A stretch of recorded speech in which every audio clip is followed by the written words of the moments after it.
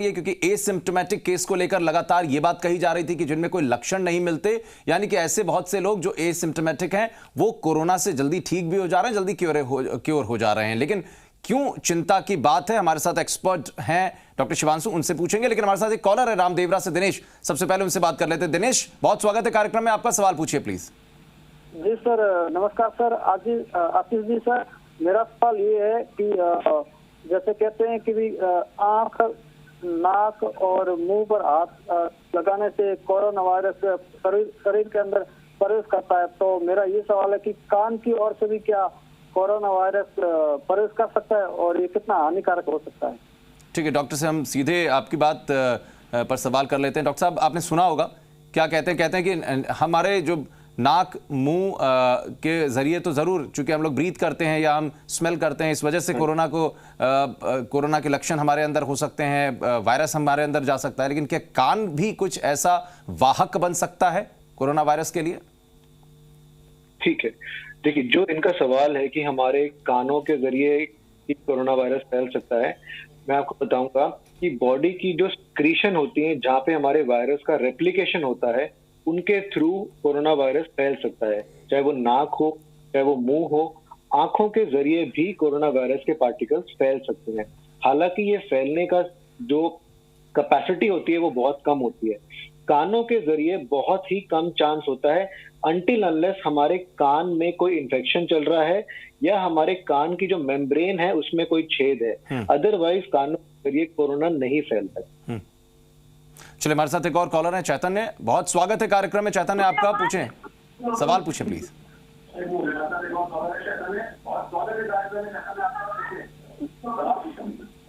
Sir, मेरा सवाल है कि कौन कौन से सरफेसेस पर कितनी देर तक, मैक्सिमम कितनी देर तक कोरोना वायरस रहता है? चलिए डॉक्टर, ये बच्चा है शायद, और चैतन्य ये पूछ रहे हैं कि किन किन सरफेस पे कितनी देर तक लाइफ स्पैन रहता है कोरोना वायरस का। ओके, ये बहुत अच्छा क्वेश्चन है और मैं बताना चाहूंगा, हम सरफेस को कैटेगराइज नहीं कर सकते कि हम हर एक सरफेस पे रहेगा। सरफेस टू सरफेस वेरी करता है। मेटालिक सरफेस पे अलग टाइम तक रहता है, फैब्रिक सरफेस पे अलग टाइम तक रहता है, वुडन सरफेस पे अलग टाइम तक रहता है, हमारे जो हाथ और मास्क पे अलग टाइम तक रहता है। तो इस कोरोना वायरस की जो लाइफ है वो कम होती चली जाती है जितने टाइम तक वो ह्यूमन बॉडी से दूर रहता है। क्योंकि वायरस एक ऐसा पार्टिकल है, उसको रेप्लिकेट करने के लिए, डिवाइड करने के लिए ह्यूमन सेल चाहिए होता है। अगर हम उसको सरफेस पे छोड़ देंगे और हम सरफेस को अपना रेगुलरली साफ करते रहेंगे तो कोरोना वायरस की कोई भी पॉसिबिलिटी सरफेस पे नहीं रह जाती। लेकिन हर सरफेस अलग है। अगर हम मेटालिक सरफेस की बात करें तो उस पे कोरोना वायरस बहुत जल्दी मर जाता है। लेकिन जिन सरफेसेस में एब्जॉर्ब हो जाता है, जैसे फॉर एग्जांपल क्लॉथ है या मास्क है या फैब्रिक है, उनके अंदर वो वायरसेस बहुत लंबे टाइम तक रुकते हैं। ठीक है, लेकिन आज का जो हमारा सवाल है डॉक्टर साहब, ये बड़ा महत्वपूर्ण है, इसलिए क्योंकि एसिम्प्टोमेटिक केस के जितने भी लोग कोरोना पॉजिटिव थे या जो ठीक हो रहे हैं या जो अभी भी पॉजिटिव हो रहे हैं लेकिन एसिम्प्टोमेटिक केस हैं, सभी को ये लगता है कि चलो ठीक है, हमारे लंग्स पर बहुत ज्यादा असर नहीं पड़ेगा क्योंकि ना तो ब्रीथ में प्रॉब्लम हो रही है, ना किसी तरीके का कोई कंजेशन फील कर रहे हैं। लेकिन ये रिपोर्ट कहती है कि आप प्रॉब्लम में आ सकते हैं। इसको लेकर क्या कुछ कहेंगे आप? ओके, देखिए, जो रिसर्च है वो ये शो कर रही है कि एसिम्प्टोमेटिक पेशेंट्स का जब बाद में चेस्ट इमेजिंग कराई गई या उनका सीटी स्कैन कराया गया तो उनके अंदर, उनके लंग्स के अंदर जो आप धारीदार शैडो कह रहे हैं उसको हम बोलते हैं फाइब्रोसिस हो गया है। ये एक कॉमन फाइंडिंग होती है किसी भी तरह की जब वायरल डिजीज हील करती है, चाहे वो हम की बात करें या उससे पहले हम स्वाइन फ्लू की बात करें। अगर माइल्ड कैटेगरी में भी हमारे बॉडी के लंग्स के अंदर निमोनिया हो जाए वायरस का, जब वो हील करता है 10 में से 4 लोग ऐसे होंगे जिसके अंदर वो फाइब्रोसिस या निशान छोड़ के जाएगा, 4 लोग ऐसे होंगे जिसके अंदर वो पूरी तरह हील हो जाएगा और 2 लोग ऐसे होंगे 10 में से जिसके अंदर वो और बढ़ता चला जाएगा। तो जो एसिम्प्टोमेटिक कैटेगरी होती है उसके अंदर लंग्स के अंदर निशान होंगे अगर हम सीटी स्कैन करा के देखें तो। हालांकि उनके अंदर वायरस के लोड इतना कम था कि उनको सिम्टम नहीं आए, बट डेफिनेटली उनके निशान होते हैं।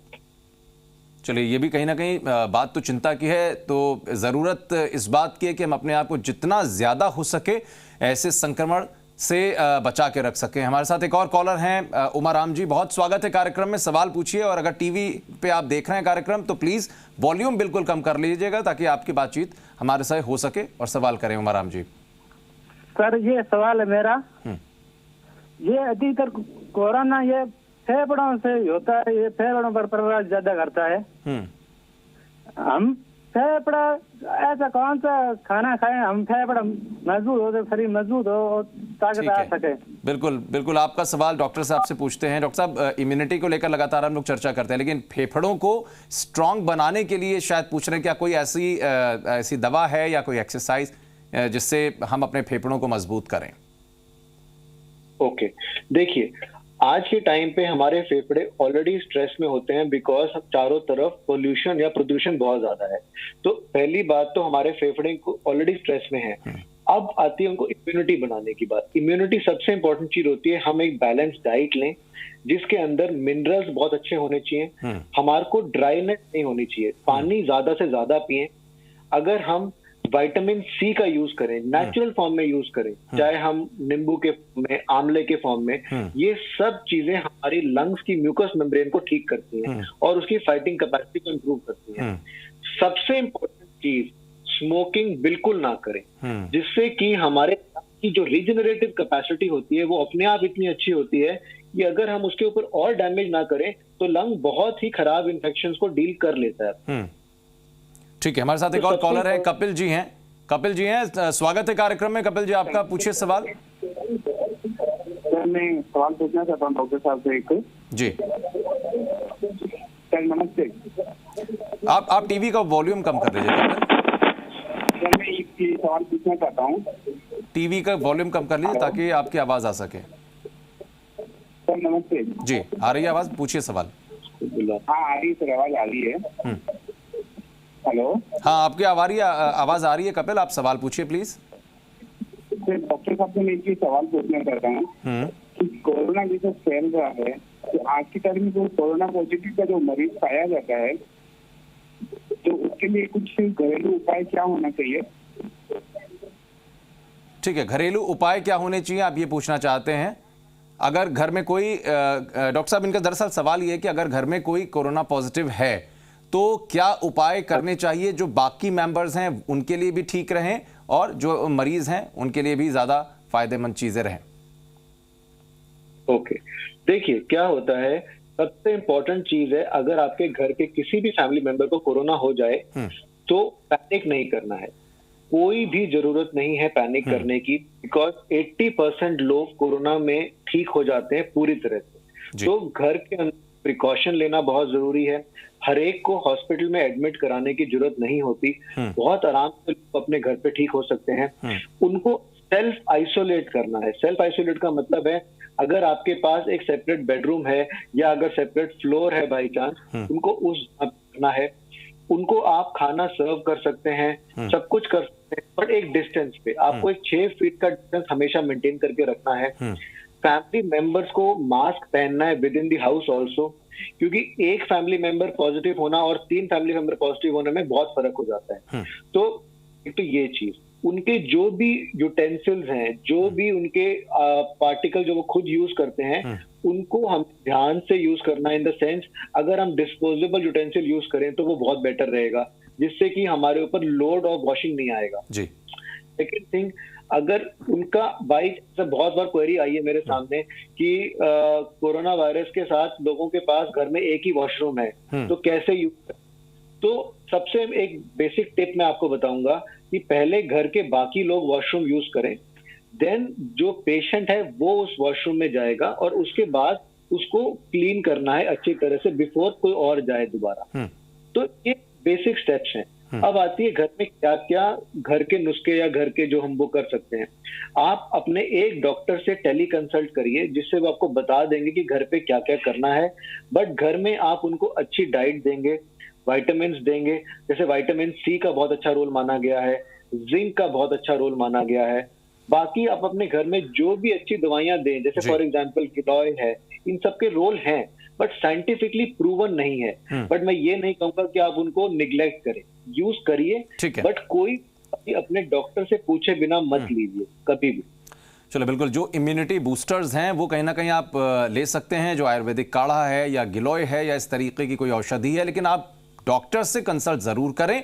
जो टेलीमेडिसिन के क्षेत्र में तमाम डॉक्टर्स काम कर रहे हैं वो आपको टेलीफोनिकली कुछ चीज़ें सजेस्ट कर सकते हैं, ये भी डॉक्टर साहब कह रहे हैं। हमारे साथ एक और कॉलर है कृपाराम जी, बहुत स्वागत है कार्यक्रम में, सवाल पूछिए प्लीज़। कृपाराम जी थोड़ा टीवी का वॉल्यूम कम कर लीजिए वरना बातचीत हो नहीं पाएगी, आपका सवाल हम तक आ नहीं पाएगा सही तरीके से, तो आप टीवी का वॉल्यूम कम कर लीजिए और अपना सवाल रखिए प्लीज। जी नमस्कार सर। जी नमस्कार। मेरे ताऊ जी लगभग 10 दिन पहले यानी 20 तारीख को उनको एडमिट कराया था SMS में। उनको कोविड में उनकी जांच कराई तो उनको नेगेटिव आया, नेगेटिव आया तो उनको हमने टीबी हॉस्पिटल में एडमिट करा दिया। टीबी हॉस्पिटल में कुछ उसमें पता चला कि इनका डायलेमर होता है, डायलेमर बहुत डाउन है यानी 3 उनको टाइफाइड बताया था। टाइफाइड में गांव में क्या लगभग 30 के ड्रिप आसपास चढ़ चुकी है उनकी। चलो ठीक है, 1,05,000 थी। आपकी आवाज बहुत कट रही है कृपाराम जी, लेकिन जो सवाल आपका आया है वो जैसा मैं समझ पा रहा हूँ, डॉक्टर साहब इनका कहना है कि कोविड का टेस्ट हुआ लेकिन कोविड डिटेक्ट नहीं हुआ, नेगेटिव रिपोर्ट्स आई, लेकिन कहीं ना कहीं टाइफॉइड उनके अंदर डिटेक्ट हुआ है और उसकी कुछ मेडिसिन भी चल रही हैं। अभी इनके लिए क्या सजेशंस? ओके, देखिए इसमें 2 चीजें मैं बताना चाहूंगा, हालांकि मैंने पेशेंट को देखा नहीं है लेकिन मैं 2 चीजें इनको बताना चाहूंगा। आज के टाइम पे कोई भी फीवर आए हमें सबसे पहले अपना सस्पिशन कोरोना का जरूर रखना है। अगर हमारा कोरोना का टेस्ट नेगेटिव आता है हमें और फीवर्स को भी देखना होता है, चाहे वो टाइफाइड हो, चाहे वो नॉर्मल निमोनिया हो, चाहे वो टीबी हो।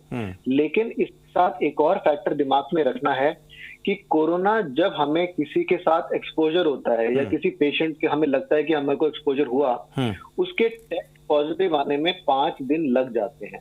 अगर वो टेस्ट बहुत जल्दी हो गया है या दूसरे दिन ही टेस्ट हो गया, पहले दिन ही टेस्ट हो गया है, तो वो फॉल्स नेगेटिव भी हो सकता है। तो हमें उस चीज का भी ध्यान रखना है कि अगर डॉक्टर का सस्पिशन हाई है कि अभी भी ये कोरोना हो सकता है, तो कई बार हमें उसको रिपीट भी कराना पड़ता है। और ऐसे बहुत केस हमें मिले हैं जिसके अंदर हमारा पहला टेस्ट नेगेटिव था और 3 दिन के बाद जब हमने टेस्ट कराया तो वो पॉजिटिव निकला। तो इसको भी ध्यान में रखना जरूरी है। ठीक है, हो सकता है कोरोना बिल्कुल ना हो लेकिन सस्पिशन जरूर होना चाहिए। बिल्कुल, अगर ऐसी कंडीशन है तो एक बार टेस्ट कराना ही ज्यादा सही रहेगा। हमारे साथ एक और कॉलर हैं कैलाश जी, बहुत स्वागत है कार्यक्रम में, सवाल पूछिए प्लीज। हाँ सर, मेरा सवाल ये है कि जो कोरोना वायरस है तो सबसे ज्यादा अटैक कहाँ होता है शरीर पर? ठीक है, सबसे ज्यादा कोरोना का असर कहाँ हो सकता है हमारे शरीर में, किस ऑर्गन पर? डॉक्टर साहब वैसे तो लंग्स को लेकर हम लोग लगातार चर्चा कर रहे हैं, लेकिन क्या इसके अलावा भी कोई ऐसा ऑर्गन है जहां सबसे ज्यादा असर होता हो कोरोना का? बिल्कुल, देखिए अब तो हमने इतना कुछ सुना है, पढ़ा है पिछले 4-5 महीने में, तो मोस्ट कॉमन ऑर्गन तो लंग ही है। लंग के बाद बहुत लोगों को गले के सिम्टम आते हैं, गले के अंदर बहुत लोगों को नोड्यूल्स बन जाते हैं, बहुत लोगों को सेंसेशन ऑफ स्मेल और टेस्ट खत्म हो जाती है। आजकल बहुत कॉमन सिम्टम जो कोरोना में आता है वो आता है लूज मोशंस। तो ये हमारे पेट को भी अफेक्ट करता है और लिवर फंक्शंस के ऊपर भी कोरोना का असर पाया गया है। और अगर हम एक और बात करें, काफी लोगों में कंजंक्टिवाइटिस भी मिलता है। तो ये सब रेयर चीजें हैं, बट मोस्ट कॉमन है लंग, नाक, गला और पेट में लूज मोशन होना। लिवर और आंख थोड़ा रेयर है बट होता है इफेक्ट। अगर बहुत कम शब्दों में कहें कुछ सजेशंस रिगार्डिंग कोरोना के लिए? जी बिल्कुल। ओके, देखिए सजेशन सबसे इंपॉर्टेंट तो ये है कि अभी भी आज भी हमें के चलना है कि प्रिकॉशन और प्रिवेंशन से बेटर कुछ भी नहीं है। आज भी हम हैं या कोई और डॉक्टर्स हैं पूरे वर्ल्ड में इस बीमारी से लड़ रहे हैं अपने एक्सपीरियंस से और एक दूसरे के एक्सपीरियंस से। तो सबसे इम्पोर्टेंट जो चीज हमारे को करनी है कि अगर हम अपने मास्क को पहन के रखें, अगर हम बाहर जाते हैं डिस्टेंस बना के रखें, ओवर क्राउडेड एरियाज में ना जाएं, ट्रैवल हम तभी करें जब बहुत जरूरी हो। अननेसेसरी ट्रैवल, फन ट्रैवल अभी नहीं करना है। और जो हमारे घर में एजेड लोग हैं, स्पेशली जो 60+ हैं या छोटे बच्चे हैं, उनका हमें बहुत ध्यान रखना है। बिकॉज यंग लोगों में कोरोना अगर हो भी जाता है वो ठीक हो जाता है, बट एजेड लोगों में रिजल्ट प्रॉपर। चलिए, बहुत बहुत शुक्रिया डॉक्टर साहब हमारे साथ शामिल होने के लिए, और आपकी जो राय उम्मीद करते हैं दर्शकों तक पहुंची है, या जो आपने सवालों के जवाब दिए हैं उनके वो उन तक पहुंचे हैं और उनके लिए कहीं ना कहीं वो तमाम सवालों के जवाब फ्रूटफुल साबित होंगे। बहुत शुक्रिया ज़ीरा आसान से बात करने के लिए और हमारे कार्यक्रम में शामिल होने के लिए। तो आज के लिए बत्ती जलाओ में बस इतना ही। एक छोटा सा ब्रेक, जल्द लौटेंगे।